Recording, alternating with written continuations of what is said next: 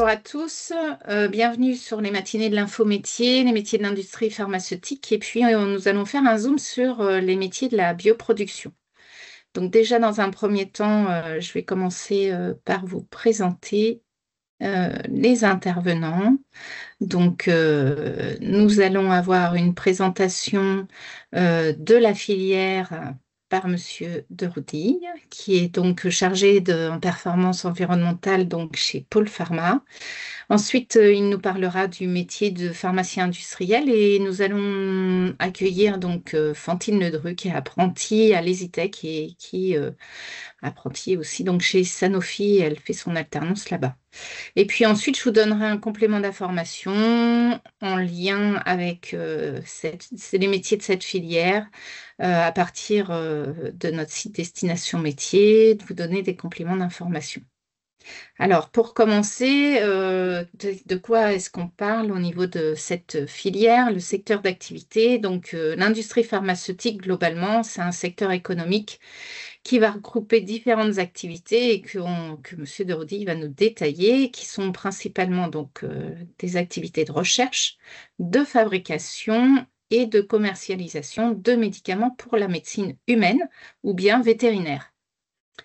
Et toutes ces entreprises regroupent donc des hommes et des femmes qui travaillent et qui le font dans une structure qui peut avoir différentes formes. Et pour l'industrie pharmaceutique, ce sont principalement des laboratoires pharmaceutiques dont on parle, ou bien des sociétés de biotechnologie qui exercent ces activités.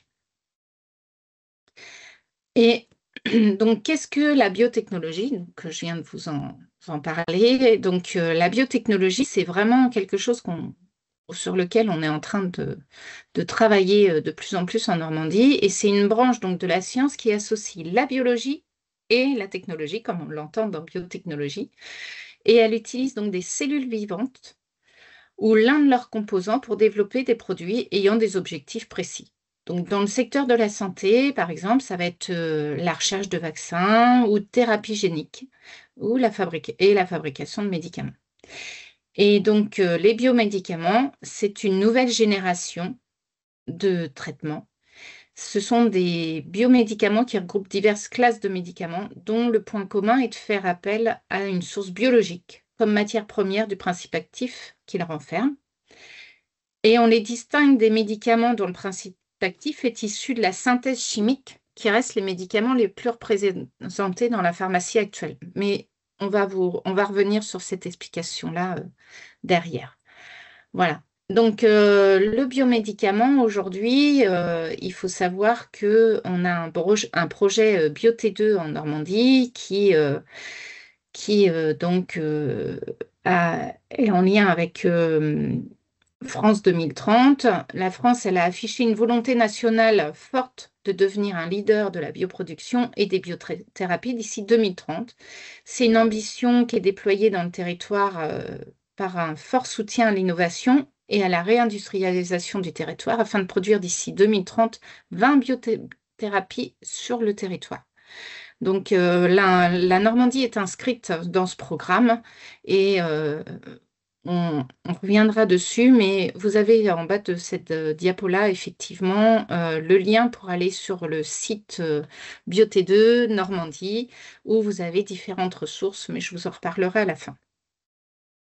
Donc là, on va vous présenter déjà ce que c'est que l'industrie pharmaceutique. Monsieur Deroudille va reprendre la parole, mais on va vous montrer un petit peu l'environnement dans lequel on est quand on est dans l'industrie pharmaceutique à partir d'un teaser.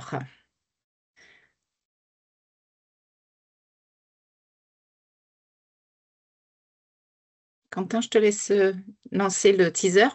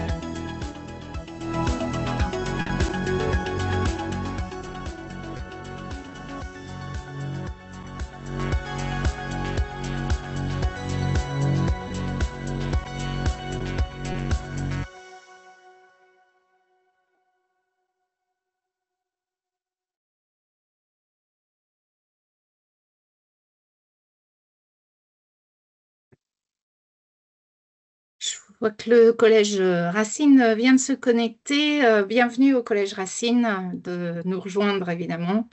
Donc on poursuit. Monsieur de Roudy de Pôle Pharma va reprendre la suite et on va vous présenter la filière, l'industrie pharma, les différents métiers.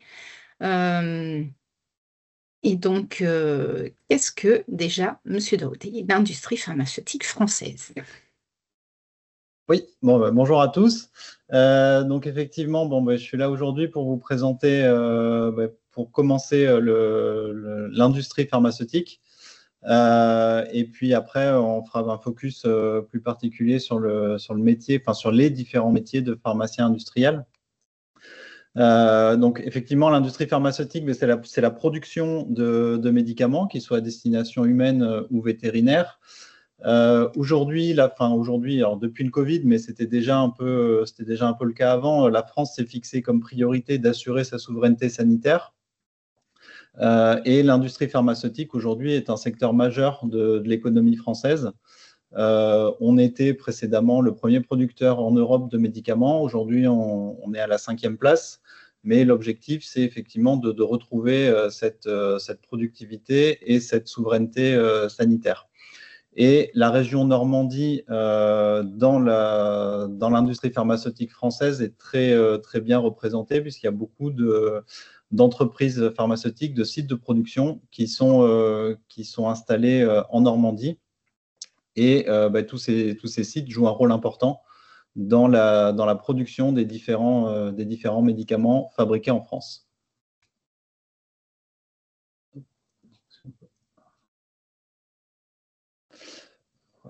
Donc, quand on parle d'industrie pharmaceutique, l'écosystème global de la fabrication du médicament, donc effectivement, au centre, il y a la production, donc c'est vraiment la fabrication industrielle des médicaments. Mais ce qu'il faut voir, c'est qu'en amont, il y a toute une phase de recherche et développement. Et en aval, donc après la production, il y a toute une phase de distribution. Donc effectivement, la recherche et développement, ça va de rechercher les nouvelles molécules jusqu'à faire le développement des formes pharmaceutiques avec ces nouvelles molécules. Ensuite, elles vont être produites de manière industrielle et distribuées aussi de manière industrielle, donc c'est-à-dire au niveau des officines ou des hôpitaux. Voilà, donc ce que je vous disais tout à l'heure, donc effectivement, au niveau du secteur pharmaceutique français, donc le marché est le 5e mondial, donc c'est-à-dire qu'on est les 5e consommateurs de médicaments au monde. La production pharmaceutique au niveau de la France, donc on est à la 5e place européenne. Et si on parle de chiffre d'affaires, effectivement, c'est 1200 milliards de chiffre d'affaires pour le médicament dans le monde. Et aujourd'hui, c'est 63 milliards qui sont réalisés par l'industrie pharmaceutique en France, dont 49% qui sont exportés. Donc, c'est-à-dire qu'aujourd'hui, il y a quasiment 50% des médicaments fabriqués en France qui sont exportés, donc qui ne sont pas consommés en France. Et en niveau chiffre d'emploi, la filière représente quasiment 100 000 personnes en France.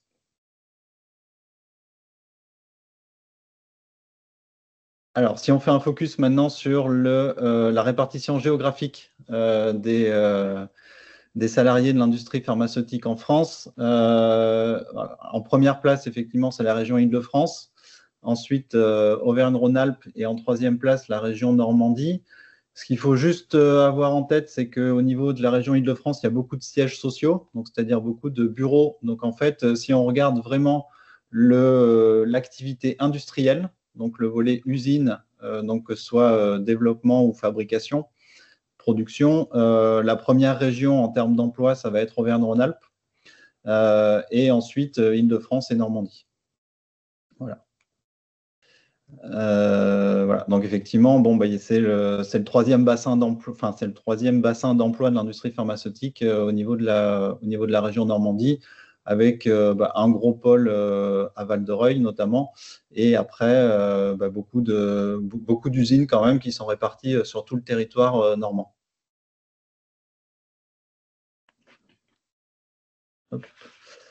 Rapidement, alors effectivement, qu'est-ce qu'un médicament à usage humain? Donc ça, c'est la définition du Code de la santé publique. Donc un médicament, c'est une substance ou une composition qui a des propriétés curatives ou préventives à l'égard des maladies humaines ou toute substance ou composition qui peut être utilisée chez l'homme pour établir un diagnostic, restaurer, corriger ou modifier les fonctions physiologiques en exerçant une action pharmacologique, immunologique ou métabolique. Donc ça, c'est vraiment la définition du Code de la santé publique. Donc le médicament, il obéit vraiment à une réglementation très contraignante, à la fois pour son utilisation, mais aussi pour sa fabrication et pour tous les circuits de distribution. Donc, par exemple, il y a un monopole des pharmaciens pour la délivrance des médicaments en ville, donc c'est le monopole officinal. De la même manière, à l'hôpital, il y a aussi des pharmaciens qui ont le monopole de la distribution des médicaments hospitaliers.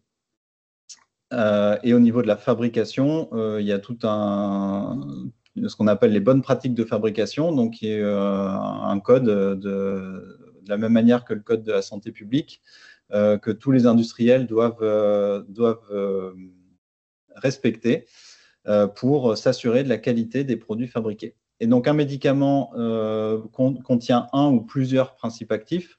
Donc, ils peuvent être d'origine chimique, comme on l'a vu tout à l'heure, mais aussi fabriqués de manière biotechnologique, donc à partir de cellules ou de morceaux de cellules. Et le médicament contient aussi ce qu'on appelle des excipients. Donc là aussi, ce sont des substances d'origine chimique ou bien naturelle, mais qui n'ont pas d'action sur votre corps. Donc en fait, si on prend l'exemple du Doliprane, par exemple, sur un comprimé de Doliprane qui va faire 1,5 g ou 2 grammes, vous avez 500 mg de principe actif, donc il y a le paracétamol, et tout le reste, donc 1 gramme en complément, ça va être des excipients, donc qui n'ont pas d'action biologique, donc ils ne vont pas soigner, mais qui vont permettre de réaliser la mise en forme du comprimé ou du sachet, et qui vont donner toutes ces caractéristiques au médicament. Donc, voilà, il y a différentes formes de médicaments, donc ce qu'on appelle la galénique, donc ce sont les formes de médicaments. Donc, il y a des liquides qui peuvent être soit des sirops, soit des collyres. Donc, les collyres, c'est les gouttes qu'on met dans les yeux, des injectables. Il y a aussi tout ce qu'on appelle les formes solides. Donc là, ça va être des comprimés, des gélules, des granulés, des poudres. Et on peut citer aussi ce qu'on appelle les formes pâteuses ou semi-solides, qui vont être principalement des produits destinés à être utilisés sur la peau, comme des crèmes, des pommades et des gels. Voilà. Donc, au niveau du médicament, ce qu'il faut voir, c'est que le temps de cycle, le cycle de vie du médicament est très long et aussi très onéreux, puisque pour réaliser la mise sur le marché d'un médicament, aujourd'hui, depuis le début, donc c'est-à-dire la phase de recherche de la nouvelle molécule, il faut compter quasiment 10 ans. Donc, on commence par effectivement chercher une nouvelle molécule. Donc là, on est vraiment dans la recherche exploratoire. Une fois qu'on a identifié un certain nombre de molécules qui ont une action pharmacologique, on va faire des essais précliniques, donc c'est-à-dire sur les animaux. Derrière, on va, en fonction des résultats qu'on a sur ces essais précliniques, on va passer sur des essais cliniques, donc c'est-à-dire sur l'homme. Donc, il y a différentes phases d'essais cliniques, phase 1, phase 2, phase 3. La première, on commence sur des patients sains, c'est-à-dire non malades, pour vérifier que la molécule qu'on a identifiée n'a pas de toxicité, pour aller ensuite sur des essais cliniques sur des gens malades pour vérifier qu'ils soignent bien. Et donc, tout ça, on part d'environ 10 000 molécules qu'on a testées au début pour arriver à une seule molécule qu'on va utiliser comme médicament. Donc voilà, donc il faut voir qu'effectivement, tout ça, ça prend quasiment 10 ans. Derrière, une fois qu'on a réalisé ces études cliniques et qu'on a prouvé que le médicament était sûr et soigné, il y a toutes les procédures administratives, donc c'est-à-dire l'autorisation de mise sur le marché, la négociation du prix aussi pour les médicaments remboursés. Et une fois qu'on a tout ça, on peut arriver à mettre un médicament sur le marché. Et donc là, on est dans une phase de commercialisation et de pharmacovigilance, puisque ce qu'on appelle pharmacovigilance, c'est la vérification de toutes les données des médicaments qui sont déjà sur le marché, puisque dès qu'un effet indésirable d'un médicament sur le marché est signalé, c'est remonté. Et donc, tous les médicaments sont quand même surveillés une fois la mise sur le marché réalisée. Et donc, effectivement, on est sur 10 à 12 ans entre le début de la recherche de la molécule et la mise sur le marché du médicament.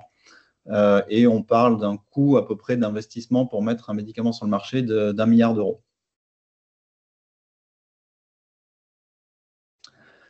Donc là, on est sur le volet fabrication, donc vraiment la fabrication industrielle des médicaments. Donc là, c'est l'exemple d'une forme sèche et donc d'un comprimé qui sont vraiment les formes les plus classiques et les plus produites. Donc on va avoir toutes nos matières premières et articles de conditionnement. On va réaliser une pesée pour être sûr effectivement de mettre les bonnes quantités à la fois de principes actifs et d'excipients. On va réaliser un mélange. Derrière, effectivement, on peut être obligé de sécher parce que quand pour mélanger, on a pu mouiller le produit. Ensuite, on va comprimer, donc c'est-à-dire qu'on va réaliser les comprimés par compression de la poudre. Derrière, on peut enrober les comprimés pour éviter qu'ils restent coincés dans la gorge ou s'ils ont un mauvais goût, ça permet de masquer le goût. Derrière, on va faire ce qu'on appelle le conditionnement primaire, donc c'est-à-dire c'est le conditionnement du médicament brut qui va être en contact direct avec le médicament. Donc là, si on est sur des comprimés, typiquement, ça va être des blisters, donc c'est-à-dire des alvéoles en plastique avec un film d'aluminium pour les recouvrir. Derrière, le conditionnement secondaire, donc là, qui n'est pas en contact avec le médicament directement. Donc là, ce qu'on appelle pour des comprimés, ça va être l'étui en carton qui permet de contenir les blisters. Et derrière, on met en palette, on stocke et on va expédier.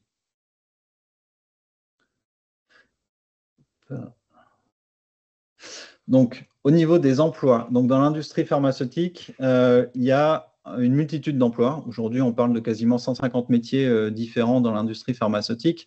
Alors, effectivement, pourquoi travailler dans l'industrie pharmaceutique? La première mission, c'est de soigner les gens. Donc, c'est vraiment des métiers qui ont du sens et qui permettent de soigner les personnes. En termes de filière, c'est effectivement l'industrie pharmaceutique, une filière où les salaires sont relativement supérieurs à la moyenne.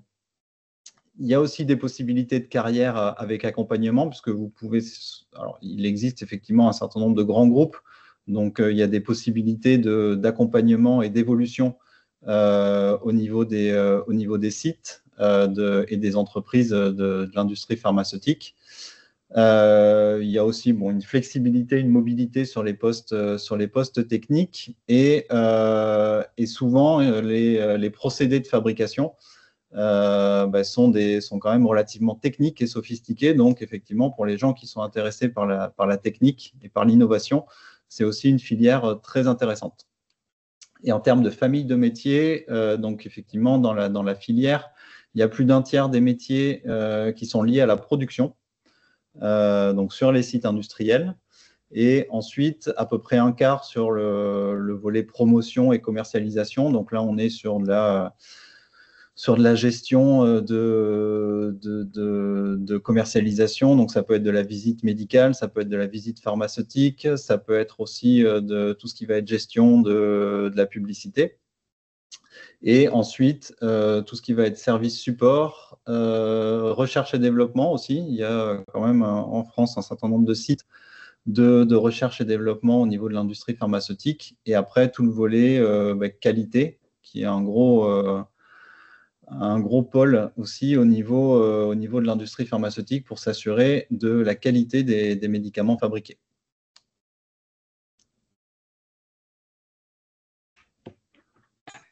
Je vous invite à nous parler donc de ce métier de pharmacien industriel, désormais, voilà.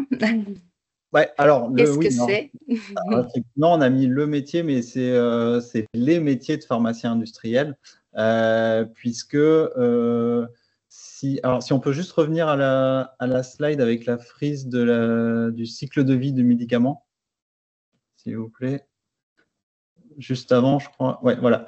Voilà. Donc là, effectivement, les métiers de pharmacien industriel, je dis les parce qu'ils sont très nombreux. De la même manière qu'il y a beaucoup de métiers dans l'industrie pharmaceutique, avec un diplôme de pharmacien industriel, il y a beaucoup de métiers accessibles aussi, de la recherche jusqu'à la commercialisation et la pharmacovigilance.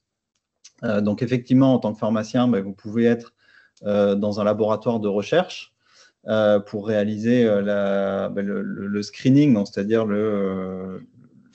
la recherche des nouvelles molécules. Vous pouvez être aussi dans les étapes de test, donc que ce soit préclinique ou clinique. Donc là, on est toujours dans la recherche ou dans le développement, mais en tant que pharmacien, c'est aussi des activités qui sont accessibles. Et derrière, une fois que le produit est développé et qu'il va être mis sur le marché, en tout cas, vous pouvez aussi travailler en tant que pharmacien dans tout ce qui va être ce qu'on appelle affaires réglementaires ou access market. Donc là, c'est vraiment la réalisation des dossiers d'autorisation de mise sur le marché au niveau réglementaire. Et une fois que le médicament a son autorisation de commercialisation, il va falloir les produire.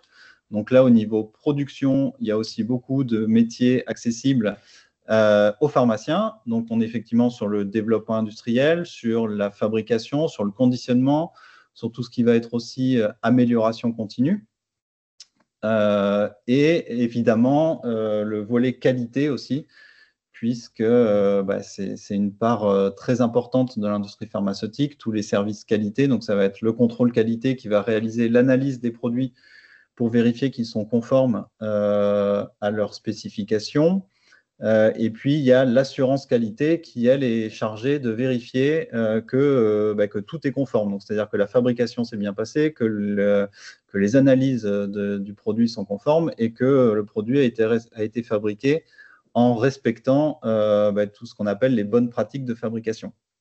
Et ça, typiquement, en termes de métier de pharmacien, l'assurance qualité, il y a un monopole aussi du pharmacien sur la libération des lots.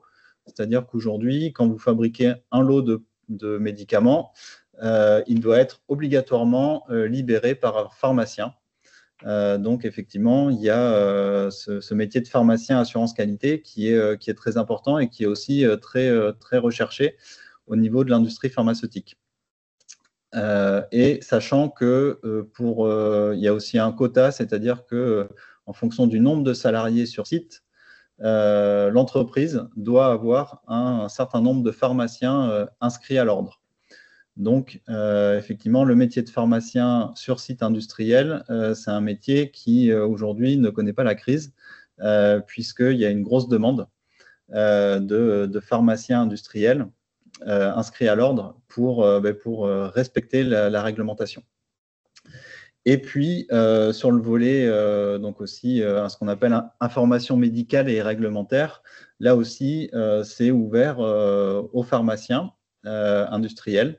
Donc, ça peut être de l'accès au marché, ça peut être les affaires réglementaires, ça peut être l'information médicale. Donc, l'information médicale, c'est tout ce qui va être relation avec les médecins, prescripteurs, que ce soit à l'hôpital ou en ville, que ce soit aussi avec les pharmaciens d'officine.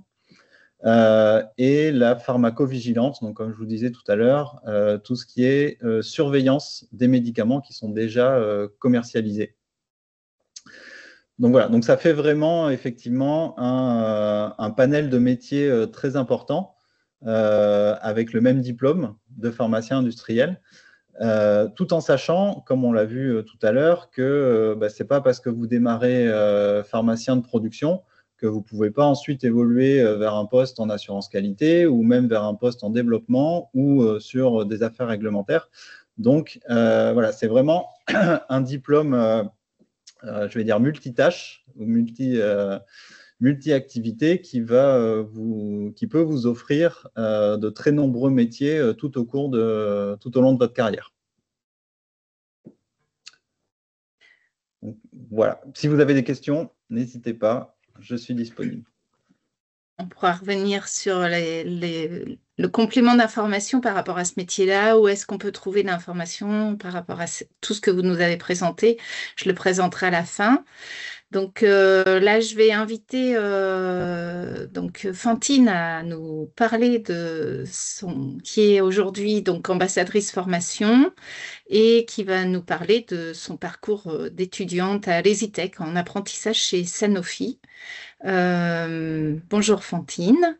Je vais vous laisser la parole. Je vais aussi projeter donc la diapo sur le parcours de formation et puis vous allez nous expliquer un petit peu votre parcours, un petit peu peut-être la différence par rapport au pharmacien industriel aussi, quelle est la différence entre l'ingénieur, le pharmacien industriel, et puis ce que vous faites actuellement donc chez Sanofi, Val-de-Reuil, où on fabrique donc des vaccins. Et C'est donc, ça, qui est un biomédicament, ça peut le confirmer. Voilà. exactement. Alors oui, donc moi c'est Fantine Lerdu et je suis actuellement en 5e année, donc 3e année de cycle ingénieur, donc bac+5, à l'ESITEC en technologie du vivant. Et j'ai la chance de pouvoir le réaliser en alternance sur le site de Sanofi Val-de-Reuil, donc anciennement Sanofi Pasteur, donc oui, la production de vaccins. Alors moi j'ai intégré, donc si vous voyez la slide, moi j'ai intégré l'ESITEC à partir du cycle ingénieur, donc à partir de la 3e année. Et avant ça, j'avais fait une licence de biologie à Rouen, donc biologie de la santé, sciences du vivant. Et donc le parcours technologie du vivant, j'ai pu l'intégrer, c'est un sur dossier, c'est parallèle.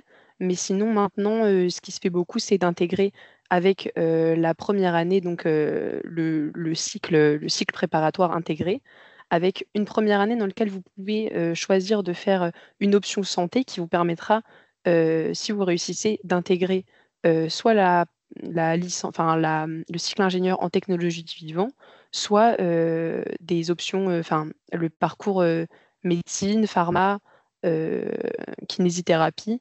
Donc c'est une LAS finalement. Donc ça vous offre la possibilité de faire, donc quand vous faites vos 2 ans de LAS, de pouvoir soit vous orienter sur un parcours médical, donc pharmacien, médecine, soit de vous orienter sur le parcours ingénieur. Donc si vous savez que vous êtes intéressé par le milieu médical, mais que vous ne savez pas encore si vous voulez plutôt vous orienter vers de la production ou du médical ou du paramédical, ça peut être une bonne solution. Donc la spécialité technologie du vivant, elle se destine beaucoup à du travail en production, un petit peu aussi en recherche et développement. C'est-à-dire qu'on va, pendant notre première année de cycle ingénieur, vraiment étudier les bases de la biologie. Donc tout ce qui va être, on va faire un peu de chimie, on va faire des mathématiques, vraiment les bases scientifiques. Ensuite, au moment de la 4e année, on va un peu plus s'orienter production et aussi euh, plutôt, oui, axé production, donc un peu moins dans la théorie et plus dans le médicament lui-même et aussi les différents types de biomédicaments, mais aussi de dispositifs médicaux qu'on peut avoir sur le marché qui vous ont été présentés avant ça. Et on a aussi une partie semestre à l'étranger. Donc ça, c'est obligatoire pour tous les diplômes d'ingénieur en France. Ça veut dire que vous avez un semestre à l'étranger. Moi, j'ai eu la chance de le réaliser à Madrid en faculté de biologie. Donc ça, c'est aussi une spécificité du cycle ingénieur que vous avez, dans lequel vous avez la chance de pouvoir partir à l'étranger. Et sur votre 5e année, là, ça va vraiment s'orienter plus professionnalisant, donc soit par le parcours en alternance, que vous pourrez réaliser, soit par le parcours formation continue, où vous continuerez d'apprendre plutôt sur l'aspect théorique, mais toujours avec un fort impact enfin, industriel plutôt. Donc moi, ce qui me plaît dans ma formation, c'est que ça reste généraliste, c'est-à-dire que là, sur une promotion de 30 personnes, on est tous dans la pharma ou dans la cosmétique, mais si on regarde dans les projets professionnels, Et aussi dans les alternances, personne n'a un métier qui est le même. On va avoir des personnes qui vont être plutôt axées très qualité, donc assurance qualité opérationnelle, qui sont des métiers essentiels comme ils vous ont été présentés dans le milieu de la pharmacie, enfin, dans le milieu de l'industrie pharmaceutique. On va aussi avoir des personnes qui vont plutôt aller sur de la partie recherche et développement, d'autres qui vont être dans les affaires réglementaires. Ça reste, donc même si c'est le milieu de la pharma, comme vous l'avez présenté, il y a une réelle diversité des métiers et tous ces métiers-là, ils vous restent accessibles avec un diplôme commun. Ensuite, moi, ce qui me plaît, c'est d'être en industrie pharmaceutique. On a l'impression d'être utile au plus grand nombre, c'est-à-dire que tous les jours, je vois les vaccins qui sortent, puisque moi, je suis donc sur un site de production de vaccins.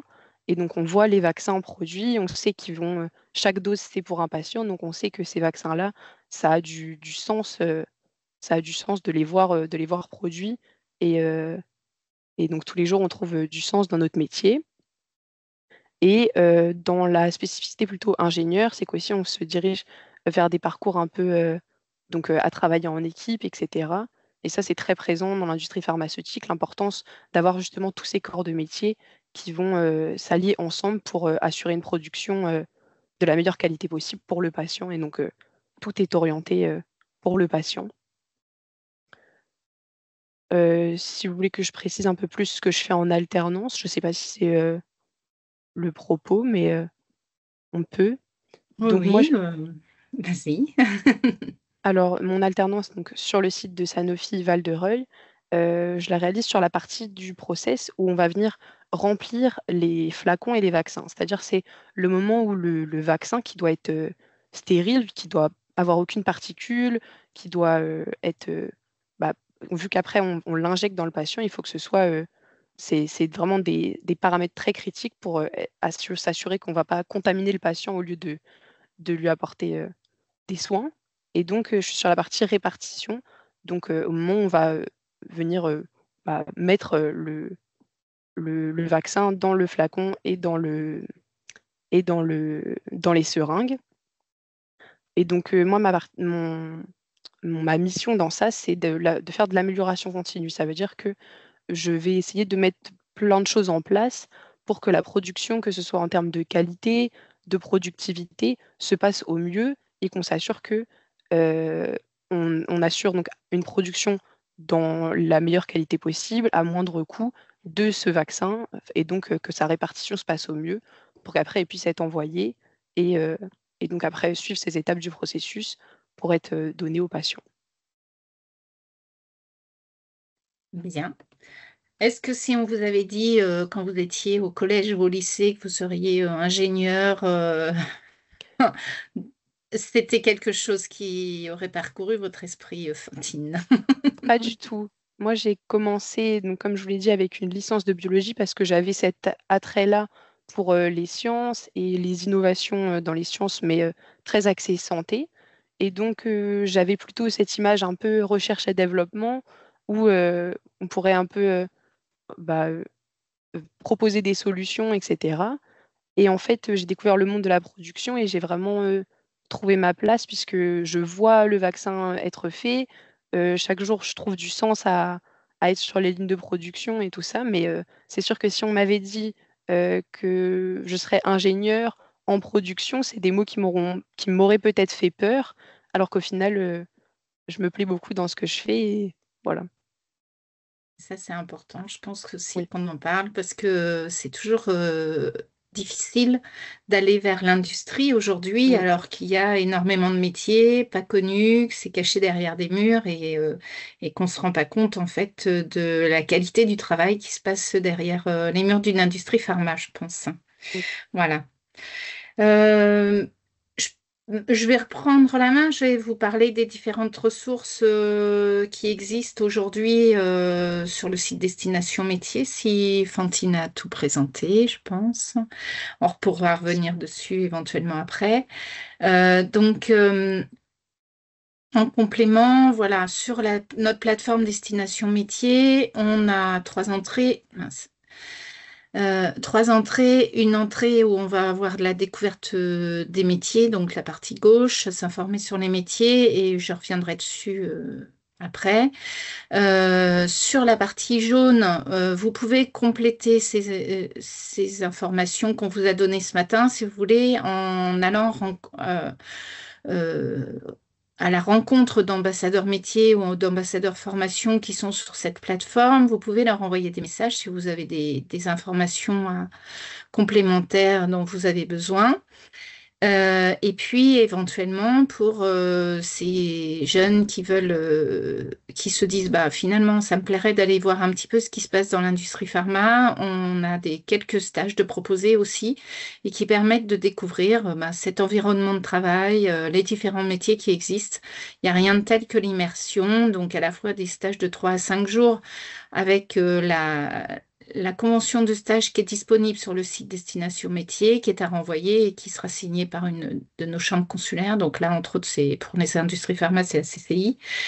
Et puis sinon, il y a aussi des stages de 10 jours pour les classes de seconde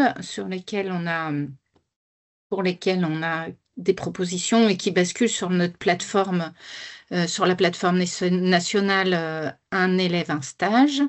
Et puis, il y a aussi des stages en voie professionnelle qui sont proposés. Et entre autres, là, sur l'industrie pharma, il y en a quelques-uns. Voilà. Et pour les enseignants, bah, il y a moyen aussi de contacter ces ambassadeurs métiers pour les faire intervenir auprès des classes et d'avoir davantage d'informations sur ces métiers-là. Donc, en ce qui concerne les ressources documentaires, donc sur la première partie, nous avons donc sur la filière industrie, dans la filière industrie, donc puisque c'est de l'industrie pharma, le témoignage d'Adrien, qui est pharmacien industriel et qui va aussi pouvoir être, en plus de ce qu'on a vu ce matin, un témoignage de son métier.